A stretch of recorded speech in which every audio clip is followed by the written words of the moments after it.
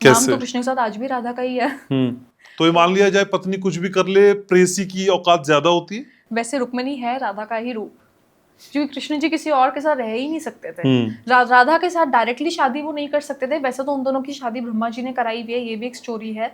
But अच्छा, राधा क्या है ये स्टोरी, बताइए थोड़ी सी। कि ब्रह्मा जी ने उनकी शादी करवाई थी एक बार, किसकी? राधा कृष्ण की। हम्म। हाँ जी, एक बार रात को बिल्कुल मतलब अकेले में कराई थी, किसी को ये चीज पता नहीं थी। हाँ जी, अब पता है लोगों को ये? अब तो पता ही है, भागवत में लिखी हुई है, अच्छा। श्रीमद् भागवत में है ये चीज, अब तो पता ही है। लेकिन उस वक्त नहीं पता थी।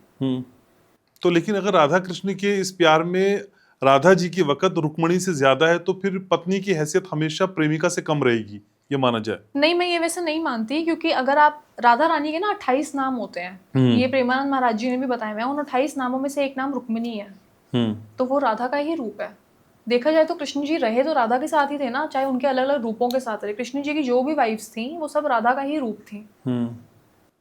लेकिन क्यों आदमी को पत्नी से ज्यादा प्रेयसी पसंद आती है? आध्यात्म क्या कुछ इस और कुछ कर सकता है? हाँ जी, आप अध्यात्म आपके अंदर एक लॉयल्टी भी जगाता है। अगर आप सचमुच में आध्यात्मिक हो, सिर्फ दिखावे के लिए नहीं, अंदर से आप भगवान से जुड़े हुए हो, तो आपको आपकी इनर वॉइस कभी वो परमिशन ही नहीं देगी कि आप अपने पार्टनर को डिच करो। वो चीज़ आपको परमिशन ही नहीं देगी। देखो, अगर कृष्ण जी से ना बहुत लोग गलत वे में इस चीज़ को लेके जाते हैं कि चलो जब मैं आने कृष्ण वाला करे था, तो मैं उसी पे रासलीला, आने वाला था। हम करे तो कैरेक्टर ढीला। ये डायलॉग बड़ा फेमस है लोगों का। लेकिन आप भगवान से कंपेयर कर रहे हो। मैं ये नहीं, पहली बात तो कृष्ण जी ने भी प्यार तो राधा से ही किया था। जो उन्होंने शादी की रुक्मिणी से, वो थी तो राधा का ही रूप। लेकिन यहाँ पे थोड़ी ना ये चीज़ है कि जिसकी जो वाइफ है उसी का ही रूप है उसकी गर्लफ्रेंड।